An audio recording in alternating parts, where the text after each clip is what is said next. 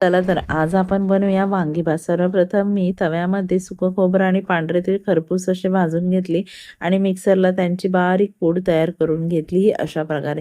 मग मी कुकरच्या भांड्यामध्ये तेल टाकले, त्यामध्ये जिरं मोहरीची फोडणी दिली, त्याचबरोबर सर्व खडे मसाले ॲड केले, तमालपत्र, काळी मिरी आणि लवंग. आणि मग मी त्यामध्ये बारीक काप केलेले वांग्याचे काप ॲड केले, त्याचबरोबर मी त्यामध्ये पावटा टाकला. सर्व साहित्य व्यवस्थित एकत्र केले आणि मसाले ॲड केले. मसाल्यांमध्ये लाल तिखट, हळद, गरम मसाला, घरगुती मसाला आणि आलं लसूणची पेस्ट टाकली. सर्व साहित्य व्यवस्थित एकत्र करून थोडा वेळ ही वांग्याचे काप शिजू दिले. मग मी त्यामध्ये तयार केलेली आपली खोबरं आणि तिळाची पूड ॲड केली. त्यानंतर मी त्यामध्ये धुतलेले तांदूळ ॲड केले. योग्य प्रमाणात पाणी आणि मीठ टाकले. उकळी आल्यानंतर त्यामध्ये मी कोथिंबीर टाकली आणि कुकरला शिट्टी दिली. पहा माझा वांगीभात किती छान झाला आहे. चला तर या